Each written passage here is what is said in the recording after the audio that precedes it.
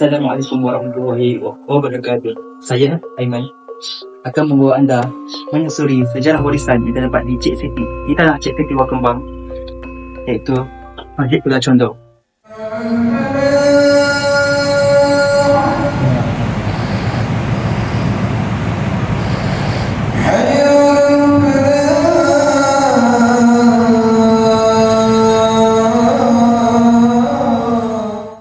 Hari ini kita akan membawa anda menyusuri sejarah silam yang terdapat di Masjid Tok Pulau Condong ini.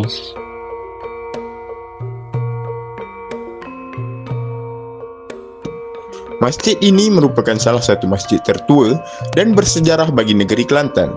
Malahan, masjid ini juga telah dibina sebanyak 2 kali akibat kebakaran, iaitu pada tahun 1820 dengan tahun 1856. Masjid ini juga berfungsi sebagai tempat pengajian dan pusat dakwah Tok Pulai Condong. Tuan Guru Haji Abdul Samad bin Haji Abdullah bin Haji Hashim atau dikenali sebagai Tok Pulai Condong. Beliau dilahirkan pada tahun 1792-an. Beliau merupakan ulama yang menuntut ilmu di Mekah. Beliau juga merupakan imam pertama bagi Masjid Pulai Condong.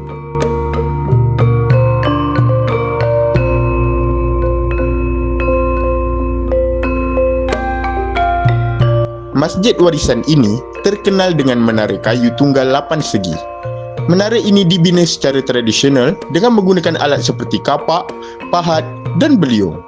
Menara ini diperbuat daripada kayu pokok cengal tunggang tanpa ada sambungan.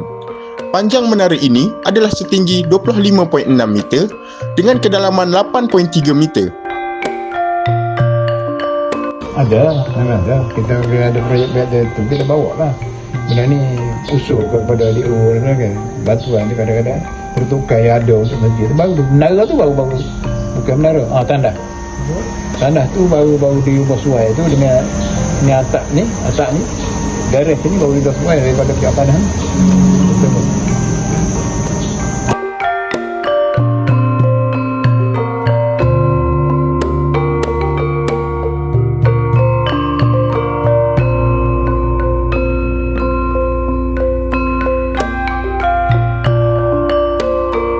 Menara tu projek baru sudah cak dah sebut dah cak baru. Itu bawa pejabat Tu projek kita, projek masjid ni. Menara ini mempunyai ketinggian 57 kaki dan berbentuk 8 segi.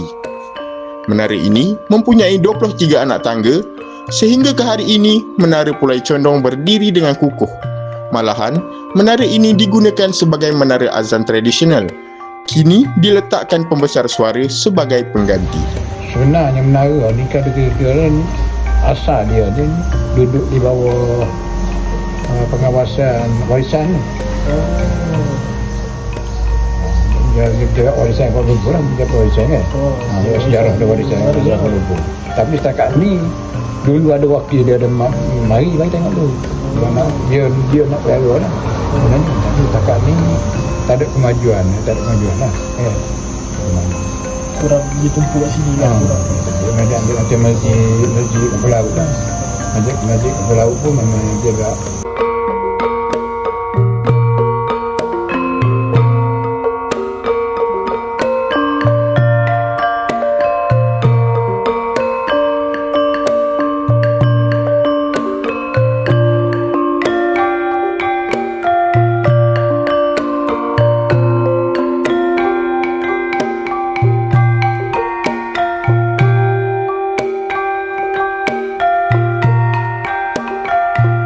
Reka bentuk masjid ini masih lagi dikekalkan sehingga sekarang.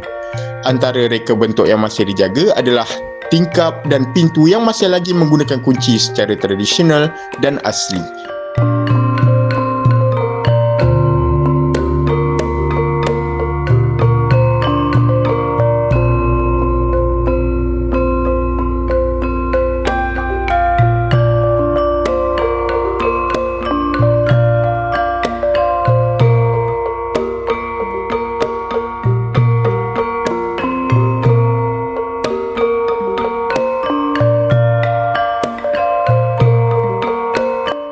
Manakala Menara, mimbar dan gedung asal masih dipelihara dan disimpan meskipun bangunan telah diubah suai beberapa kali.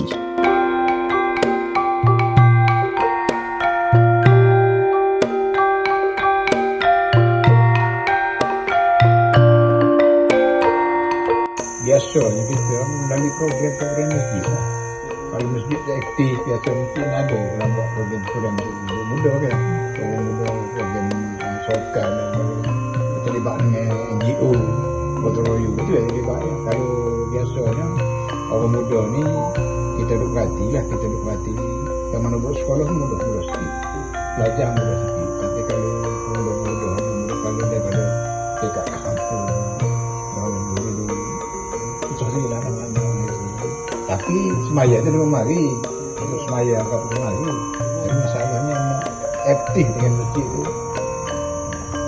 perlu kepada orang kata tindakan yang lebih daripada masjid lah. Kalau untuk masjid, AJK masjid mesti ambil mana-mana pun semua itu bermula daripada pengurusi dia sampai kepada AJK kena bertindak lah. Bersama-sama dengan komuniti lain lah, kapal untuk mulu itu perlu lah. Kalau tak ada macam tu tak dapat berapa orang tu tak minat tengok kejayaan nak tarik orang muda ni.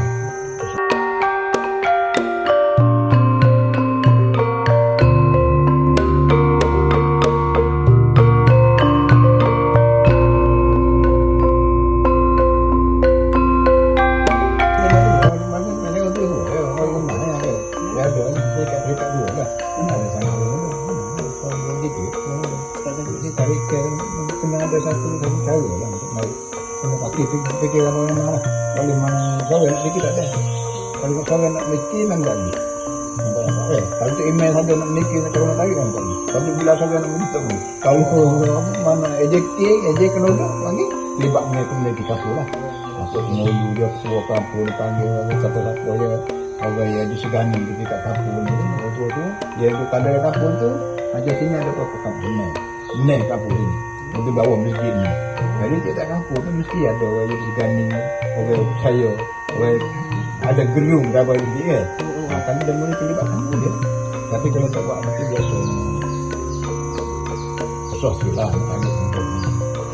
Menang buat kampung tu. Buat kampung tu cukup lah. Luas semua. Kalau nak kira-kira lah. Bawah tu tak lagi mak penuh lah. Atas ni penuh. Kalau hari mak lah, kalau hari lain tu lah. Malam maghrib isyak tu okey sikit. Subuh maghrib isyak subuh okey sikit. Masa tu biasa lah macam ni. Kalau katakan kapasiti jadi jumlah yang boleh masuk kat tingkatan Isyak atas tu kalau kita masuk kadang dia ada dalam 15 sak bawah tu. Anjay tak masuk atas. Masuk atas. Yang atas ni baru Mana? Yang atas ni Sama juga tetapi asal dulu asal begini tak ada atas tu. Tak ada atas tu. Takak kata lah. sampai pakai tiang. Pakai tiang ni lah. Pakai tinggi tu tak ada lah. Itu baru. Masuk baru daripada asal lah. Dia dah 15 sak ni. 15 sak kalau kita masuk ke 20 atas ni 2 lebih tu lah. 18 20.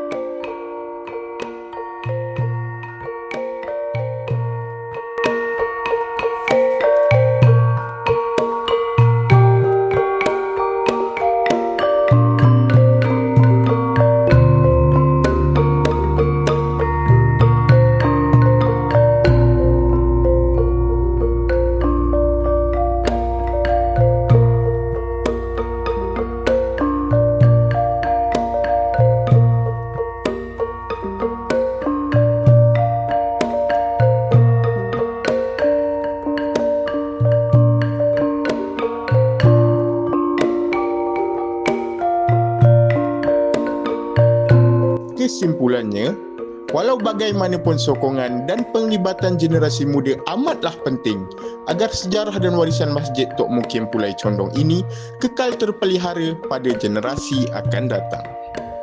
Sekian, wabillahi taufiq wal hidayah. Wassalamualaikum warahmatullahi wabarakatuh.